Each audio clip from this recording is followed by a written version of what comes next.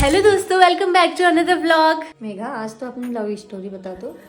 तो दोस्तों, आज मैं अपनी लव स्टोरी बताने जा रही हूँ जिसका सबको बहुत ज़्यादा इंतज़ार था। और आज वो दिन आ ही गया है कि जब मैं आपको अपनी और संदीप जी की लव स्टोरी बताने वाली हूँ। क्योंकि कमेंट भी बहुत सारे आ रहे थे। बहुत सारे आ रहे थे। तो हर्षु, आपको कुछ पता है इस बारे में? कुछ भी नहीं पता मेरे को बस इतना पता है फेसबुक से मिले थे। तो दोस्तों, मैं आपको बताती हूँ अपनी लव स्टोरी। वीडियो को पूरा देखिए, मैं क्लिप्स को ऐड कर करके आपको अपनी लव स्टोरी दिखा रही हूँ। दोस्तों, हर किसी की अपनी अपनी पसंद होती है, तो मैं भी हमेशा से चाहती थी कि कोई मुझे लॉयल और अंडरस्टैंडिंग लड़का मिले जो सच में मेरे लिए लॉयल हो, जो मुझे कभी छोड़ के ना जाए। इसलिए मैं चाहती थी कि जिससे भी मेरी फ्यूचर में शादी हो, वो लड़का मुझे अंडरस्टैंड भी करे और मुझे बहुत ज्यादा प्यार भी करे। फिर मैंने सावन के सोमवार के व्रत रखे। मेरा कोई फीमेल या मेल बेस्ट फ्रेंड कभी नहीं रहा, क्योंकि मुझे हमेशा डर लगता था कि कोई भी बदल जाएगा। तो मैं भगवान जी से एक दिन प्रे करी थी मंडे को, भोलेनाथ जी से, कि प्लीज़ भगवान जी मेरी लाइफ में एक अच्छा दोस्त भेज दो जो मुझे समझे और मेरी हमेशा केयर करे, मुझे सुने, मैं भी उसकी सुनूं, मैं भी उसकी केयर करूंगी। और मेरे लिए वो एक ही दोस्त सब कुछ है, वो काफ़ी है। उसके बाद मुझे कोई और नहीं चाहिए। पहले तूने बात करी या सोनू ने? पहले सोनू ने बात करी, उसके बाद मैंने उनको रिप्लाई किया।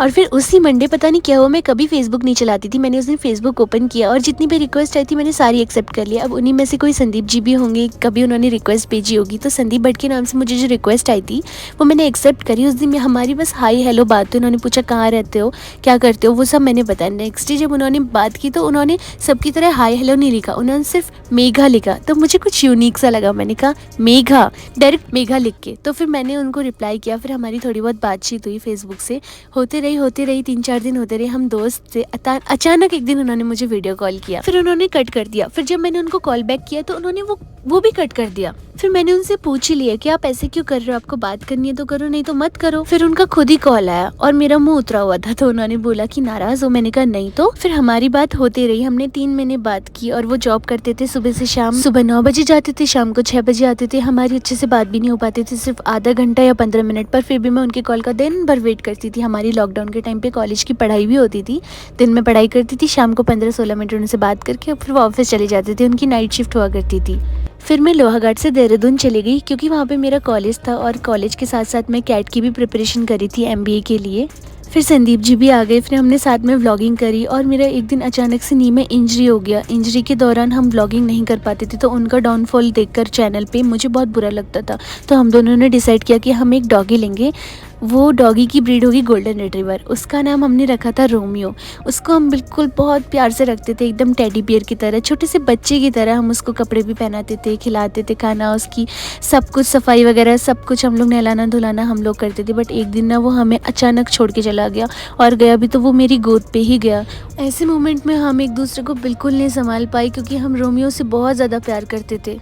और ये चीज़ वही समझ सकता है जिसका एक डॉगी हो। तो हम दोनों एक दूसरे को इतना अंडरस्टैंड करते थे, समझते थे, इसीलिए हम एक दूसरे की ताकत बन के साथ में थे। फिर हमने एक दूसरा गोल्डन रिट्रीवर ले लिया, जेरी। फिर धीरे धीरे हम ओवरकम हो गए, और अब जेरी संदीप जी के घर पे रहता था और मैं अपने घर पे लोहाघाट। फिर हम देहरादून वापस से आए और हम लोगों ने व्लॉगिंग करी थोड़े टाइम करी, बट उसमें अच्छा रिस्पॉन्स मिला नहीं। तो हमने फिर उसके बाद शॉर्ट वीडियोस बनाना स्टार्ट कर दिया। फिर साथ में हमने शॉर्ट चैनल्स खोल लिए शॉर्ट वीडियोस के लिए, एक मेरा, एक संदीप जी का। दोनों उसमें वर्क करते थे, कॉमेडी वीडियोज़ डालते थे। फिर धीरे धीरे सबको हमारी फूड कंटेंट वीडियोज़ बहुत पसंद आने लगी, तो फिर फूड वाली वीडियोज़ डालते थे।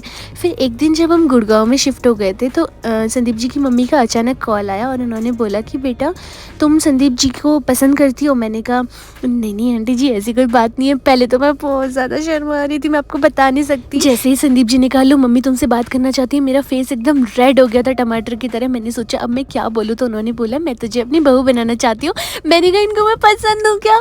तो फिर उसके बाद संदीप जी ने कहा हाँ शायद तभी कह रही होंगी। तो फिर उन्होंने बोला क्या तुम्हारा क्या थॉट है? हाँ, मैंने जब वीडियो देखी थी ना, मुझे शक हो गया था तुम दोनों पे। अच्छा। हाँ, तभी तो मैंने कहा पूछ ही लूं इससे। हाँ। एक तो क्या हो रहा था, इसके रिश्ते बहुत आ रहे थे। हाँ। अब मैंने कहा यार जब सामने लड़की है हाँ। तो क्यों इधर उधर जाना है, इसलिए तेरे से बात की थी मैंने फिर। अच्छा। लेकिन मेरे को डाउट हो गया था। हाँ।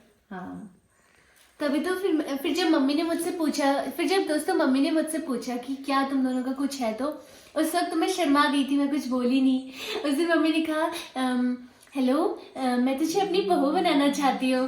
तो फिर मैंने ये भी कहा था हाँ। जो चीज मुझे पसंद आ जाती है उसको मैं लेके छोड़ते हैं। हाँ ऐसा कहा हाँ, था। उसके बाद ये भी मम्मी कहा ने तो फिर मम्मी ने मुझसे उस दिन पूछा, मैंने उस दिन उनसे कुछ नहीं कहा। फिर नेक्स्ट डे जब दोबारा हमारी बात हुई थी उस दिन में मम्मी ने मुझसे पूछा था, उस दिन में मैंने कहा था कि नहीं ऐसा कुछ नहीं है।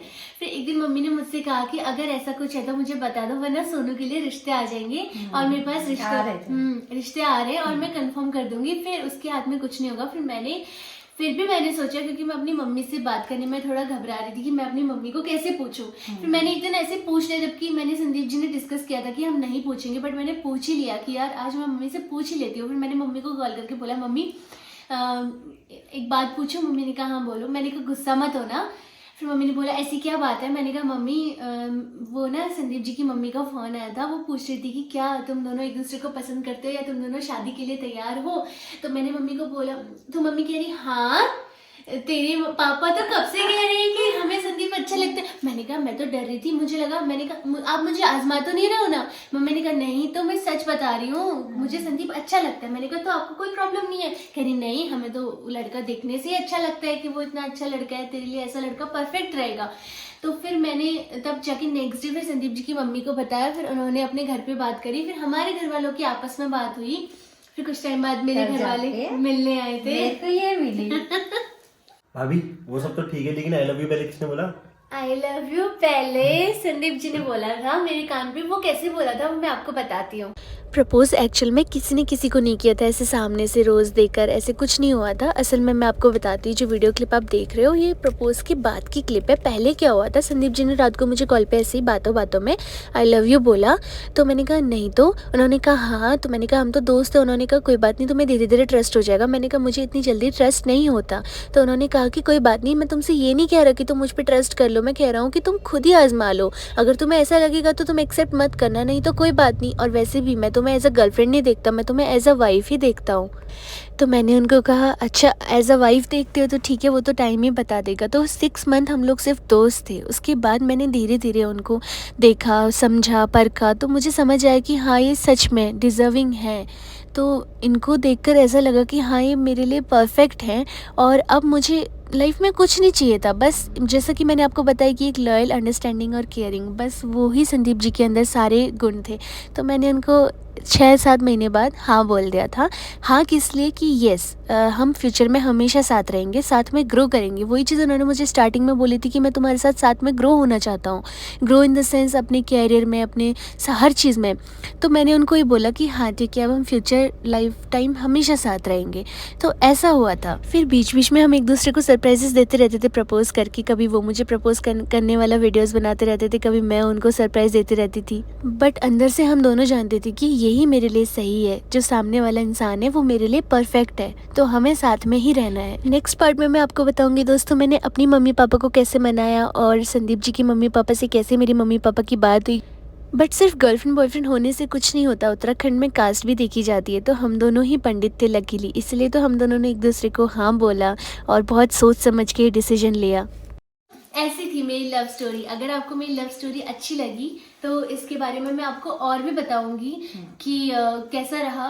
बट पार्ट 2 के लिए आपको इस वाली वीडियो में एक टारगेट रखते हैं। इस वीडियो में 100 के लाइक्स करोगे तो हम पार्ट 2 जरूर निकालेंगे आगे की लव स्टोरी बताने के लिए कि शादी की बात कैसे हुई और शादी कंफर्म होने में क्या क्या हुआ था, क्या क्या बातचीत हुई थी। तो ये सब हम नेक्स्ट पार्ट में बताएंगे। तब तक के लिए उस बीच क्या क्या हुआ था, उस बीच क्या क्या हुआ था, किस वजह से शादी डिले भी हुई थी, सारी चीजें हम नेक्स्ट पार्ट में बताएंगे। तब तक के लिए मिलते हैं नेक्स्ट व्लॉग में। तब तक के लिए बाय बाय।